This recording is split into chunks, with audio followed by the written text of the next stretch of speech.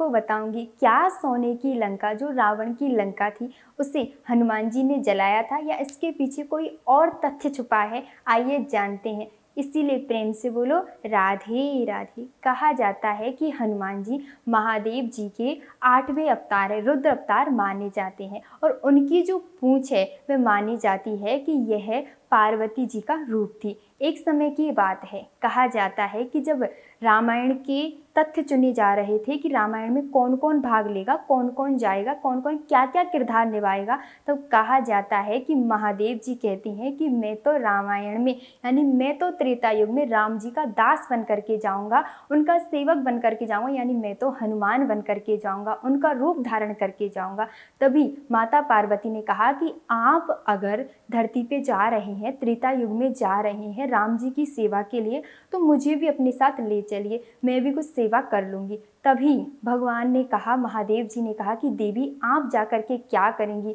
तभी माता कहती है, माता पार्वती कहती है कि मुझे भी पृथ्वी पर कुछ काम है, वह काम मैं निपटा लूँगी तो मैं वापस कैलाश में आ जाऊंगी, लेकिन मुझे आप अपने साथ लेकर के चलिए। लेकिन महादेव जी मना कर देते। महादेव जी कहते हैं कि जब मैं अपने प्रभु राम जी से मिलूंगा तब वह पत्नी वियोग में होंगे, तब तक माता सीता का हरण हो चुका होगा, इसलिए मैं आपको अपने साथ नहीं लेकर के जा सकता हूँ, क्योंकि मेरे स्वामी उस समय पत्नी के विहीन होंगे, उनके दुख में होंगे कि उनकी पत्नी उनके पास नहीं है, तो मैं आपको अपने साथ कैसे ले जा सकता हूँ। तभी माता पार्वती जिद करने लग जाती है। माता पार्वती कहती है मुझे तो चलना है, मुझे कुछ काम है। तभी महादेव जी कहते हैं कि देवी आप बताओ तो सही आपको क्या काम है। तभी पार्वती माता कहती है कि मैं बता नहीं सकती, लेकिन मुझे कुछ काम है, मुझे चलना है। पार्वती माता हट पकड़ लेती है। तो महादेव जी कहते हैं तो आप मेरी पूंछ का रूप धारण कर लीजिए और आप चलिए। तो कहा जाता है कि हनुमान जी की जो पूंछ थी वह माता पार्वती थी।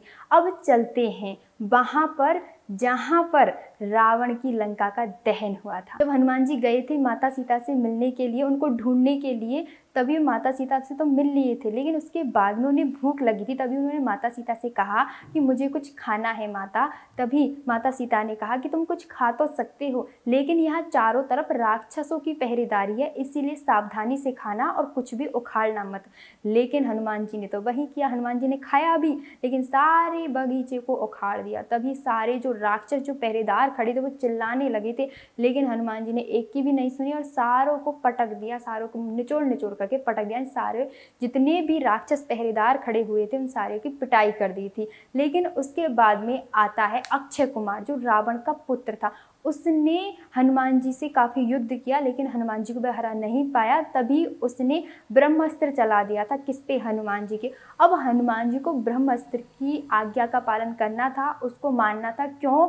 क्योंकि वह ब्रह्मा जी का अस्त्र था और अगर वह ब्रह्मास्त्र में नहीं बंधते तो मर्यादा टूट जाती। इसलिए हनुमान जी ब्रह्मा जी के ब्रह्मास्त्र की रक्षा करते हुए अपने आप को बांध लेते हैं और चले जाते हैं रावण के आगे, यानी रावण के सामने उपस्थित हो जाते हैं। तभी रावण उनसे काफ़ी सारे सवाल जवाब करता है, लेकिन उसके बाद में हनुमान जी राम जी की ही तारीफ करते हैं। तब रावण को क्रोध आ जाता है। रावण उसकी पूंछ जलाने की आज्ञा दे देता है। कहा जाता है कि उनकी पूंछ में आग लगा दी जाती है, बहुत सारी रुई वगैरह लपेट दी जाती है और आग लगा दी जाती है। तो हनुमान जी का कोई मतलब नहीं था कि वह सारी लंका को जलाए, लेकिन वह पूंछ किसका अवतार थी, किसका रूप थी? यह पूंछ थी माता पार्वती। इसलिए ही कहा जाता है कि माता पार्वती ने लंका को जलाया था, क्योंकि हनुमान जी जब लंका को जला रहे थे तो हनुमान जी तो दोनों हाथों को ऐसे करके खड़े थे, उनकी पूंछ लंका को जला रही थी, हनुमान जी लंका को नहीं जला रही थी। और वह पूंछ कौन थी? वह पूंछ किसका रूप थी? वह पूंछ थी पार्वती माता का रूप। तो आप यह जान करके हैरान हो जाएंगे कि क्यों माता पार्वती ने रावण की लंका को जलाया था, आखिर क्या कारण था। तो कहा जाता है कि सभी देवी देवताओं के पास अपने अपने महल है, अपना अपना स्थान है, लेकिन महादेव जी के पास कुछ भी नहीं है। वे कैलाश पर्वत पर रहते हैं, जहाँ पर चारों तरफ बर्फ भी होती है, ठंडी भी होती है। तो कहा जाता है कि एक बार भगवान विष्णु और लक्ष्मी माता जाते हैं महादेव और पार्वती के पास, उनके पास रहते हैं कुछ समय। तो माता जो लक्ष्मी होती है वह बैठी हुई होती है, तो बर्फ उनके ऊपर कुछ ज़्यादा गिर जाती है, जिसकी वजह से माता लक्ष्मी कांपने लग जाती है। और माता लक्ष्मी माता पार्वती से कहती है कि हे देवी, आप तो राजकुमारी है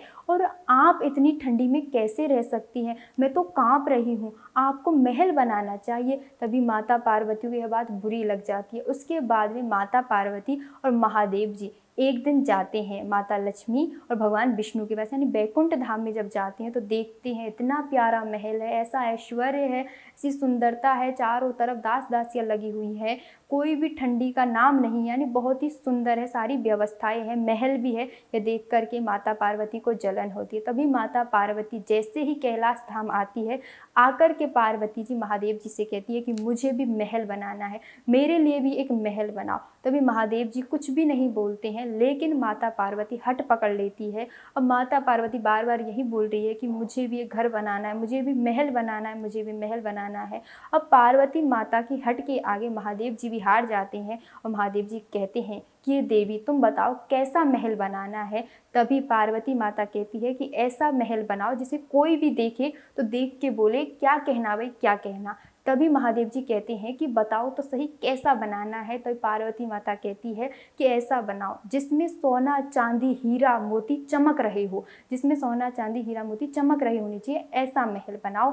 तभी माता पार्वती से भोलेनाथ जी कहते हैं ठीक है। अब महादेव जी सोचते हैं कि मैंने माता पार्वती से कह तो दिया है, लेकिन इसके लिए कोई इंतजाम तो करो। तो कहा जाता है कि एक महल बनवा दिया जाता है सोने का, जिसमें सोना चांदी हीरा मोती चमक रहे थे। के बाद में जब महल बन जाता है तो उसके गृह प्रवेश के लिए विश्वकर्मा जी को बुलाया जाता है, विश्वकर्मा जी को बुलाया जाता है, एक पंडित को बुलाया जाता है ताकि घर में गृह प्रवेश कराया जाए। कहा जाता है कि माता लक्ष्मी को भी बुलाया जाता है गृह प्रवेश, यानी सारे देवी देवता आते हैं और पंडित जी पूजन कराते हैं। उसके बाद में तभी पंडित जी से महादेव जी पूछते हैं कि आपको दक्षिणा में क्या चाहिए। तभी विश्वकर्मा जी कहते हैं कि मुझे दक्षिणा में आप ये महल दे दीजिए। सुन करके महादेव जी चकित हो जाते हैं। लेकिन हम सभी जानते हैं कि सभी देवताओं में से, सभी देवियों में से सबसे भोले कोई है तो वह है भोलेनाथ जी। वे इतने भोले हैं कि वह अपने भोलेपन के चक्कर में कभी कभी स्वयं भी फंस जाते हैं।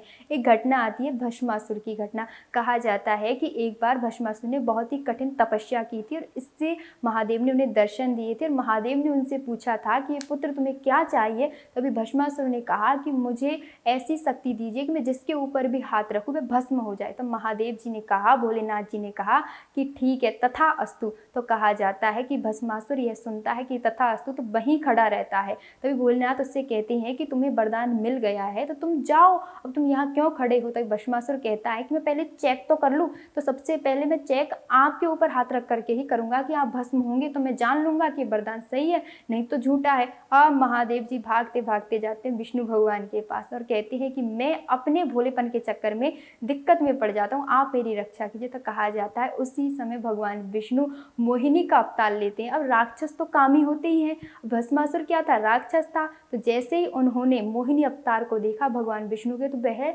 पागल हो गया, बिल्कुल कामी हो गया था, उन्हीं के पीछे भाग रहा था। तभी भगवान विष्णु जो मोहिनी अवतार में थे उन्होंने इस राक्षस को अपने ऊपर रिझा लिया था और उसके बाद में मोहिनी अवतार में जो थे भगवान विष्णु, उन्होंने इस राक्षस से कहा कि तुम ऐसे डांस करो, ऐसे डांस करो, ऐसे डांस करो।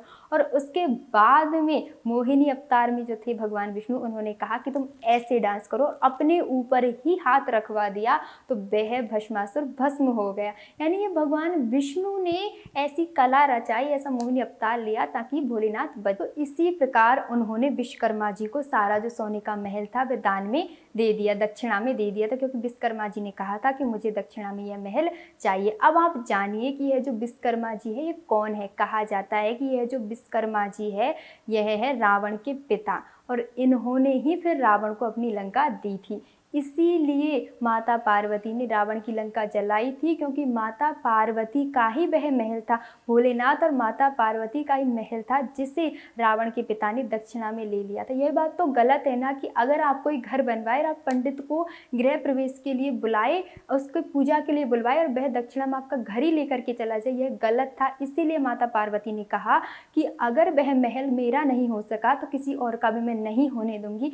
इसीलिए हनुमान जी रूप में जब महादेव आ रहे थे तभी माता पार्वती उनकी पूंछ का रूप ले लेती है और वह रावण की लंका को जला देती है। इसीलिए प्रेम से बोलो राधे राधे।